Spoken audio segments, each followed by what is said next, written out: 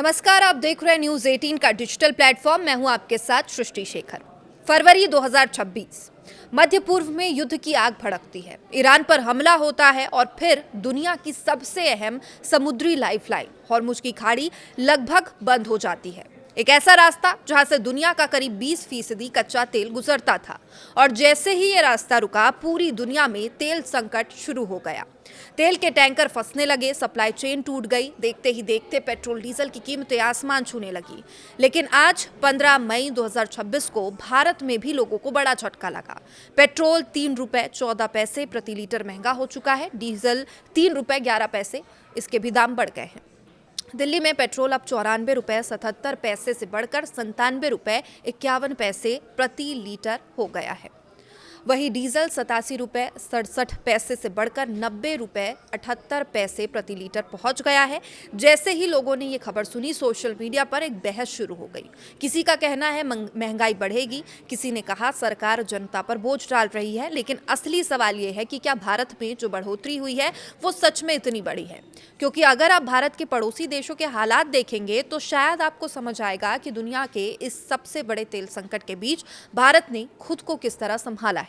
आज हम आपको बताएंगे पाकिस्तान, नेपाल, श्रीलंका और बांग्लादेश जैसे देशों में पेट्रोल डीजल की कीमतें कहां-कहां तक पहुंच गई है और क्यों भारत अभी भी इस संकट के सबसे स्थिर देशों में गिना जा रहा है। सबसे पहले बात पाकिस्तान की। पाकिस्तान में पिछले 3 महीनों के अंदर तेल की कीमतों ने लोगों की जिंदगी हिला दी। वहां पेट्रोल करीब 64% तक महंगा हुआ, जबकि डीजल में 61% की बढ़ोतरी हुई। कुछ महीने पहले जब तक पाकिस्तान में पेट्रोल की कीमतें करीब 266 रुपए पाकिस्तानी रुपए प्रति लीटर थी, लेकिन अब वही पेट्रोल 458 रुपए 86 पैसे प्रति लीटर तक पहुंच गया है। डीजल की कीमत 520 पाकिस्तानी रुपए प्रति लीटर के पार चली गई है। अगर भारतीय रुपए में देखें तो पाकिस्तान में पेट्रोल लगभग 157 रुपए प्रति लीटर, डीजल करीब 178 रुपए प्रति लीटर बिक रहा है, यानी भारत से कहीं ज्यादा महंगा। लेकिन कहानी सिर्फ कीमतों की नहीं है। असल डर उस आर्थिक संकट का है जिसने पाकिस्तान की रीढ़ की हड्डी तोड़ दी है। जब पाकिस्तान के पेट्रोलियम मंत्री ने प्रेस कॉन्फ्रेंस में तेल की कीमतों में भारी बढ़ोतरी का ऐलान किया तो देश भर में गुस्सा फैल गया। लोग सड़कों पर उतर आए, ट्रांसपोर्ट महंगा हो गया, खाने पीने की चीज़ें की कीमतें बढ़ गई और हालात ऐसे हो गए कि सरकार को बिजली और तेल बचाने के लिए 4 दिन का वर्किंग वीक लागू करना पड़ा। कुछ इलाकों में स्कूल बंद करने पड़े, दफ्तरों में समय घटाने पड़े। लोगों से अपील की गई कि बिना ज़रूरत वाहन का इस्तेमाल नहीं करें। यानी तेल संकट ने पाकिस्तान की अर्थव्यवस्था को अंदर तक हिला दिया। अब बात नेपाल की करते हैं। नेपाल इस समय दक्षिण एशिया का सबसे महंगा पेट्रोल बेचने वाला देश बन चुका है। अप्रैल 2026 में वहां सिर्फ 1 महीने के अंदर 4 बार तेल की कीमतें बढ़ी है। जनवरी में जो पेट्रोल 137 नेपाली रुपए प्रति लीटर था, अब वो बढ़कर 219 नेपाली रुपए प्रति लीटर पहुंच गया है। भारतीय रुपए में देखें तो नेपाल में पेट्रोल करीब 123 रुपए 58 पैसे प्रति लीटर बिक रहा है। नेपाल की सबसे बड़ी समस्या ये है कि वो पूरी तरह आयातित तेल पर ही निर्भर है। उसके पास अपने कोई तेल संसाधन नहीं है, और जब वैश्विक बाजार में तेल महंगा हुआ तो नेपाल की अर्थव्यवस्था पर इसका सीधा असर पड़ा। वहां ट्रांसपोर्ट सेक्टर अकेले करीब 60% तेल खपत करता है। अब इसका असर क्या हुआ? बसों का किराया बढ़ गया, ट्रकों में माल ढुलाई महंगी हो गई, सब्जियों से लेकर दूध तक हर चीज के दाम बढ़ गए और आम आदमी की जिंदगी मुश्किल होती चली गई। नेपाल के कई शहरों में लोगों ने विरोध प्रदर्शन भी किए, लेकिन सरकार के पास कोई आसान विकल्प नहीं था। अब श्रीलंका की तरफ चलते हैं। श्रीलंका पहले ही आर्थिक संकट झेल चुका है और अब तेल संकट ने उसकी मुश्किलें और बढ़ा दी है। मार्च 2026 में श्रीलंका में एशिया की सबसे बड़ी ईंधन मूल्य वृद्धि देखने को मिली थी। ऑटो डीजल की कीमतों में 26% से ज्यादा की बढ़ोतरी हुई। डीजल पहले 303 रुपए था, वो बढ़कर 382 रुपए प्रति लीटर पहुंच गया। पेट्रोल 298 श्रीलंकाई रुपए प्रति लीटर बिकने लगा। लेकिन सबसे चौंकाने वाली बात क्या थी? श्रीलंका में ईंधन राशनिंग शुरू करनी पड़ी। यानी अब लोग अपनी जरूरत के हिसाब से जितना चाहे उतना तेल नहीं खरीद सकते।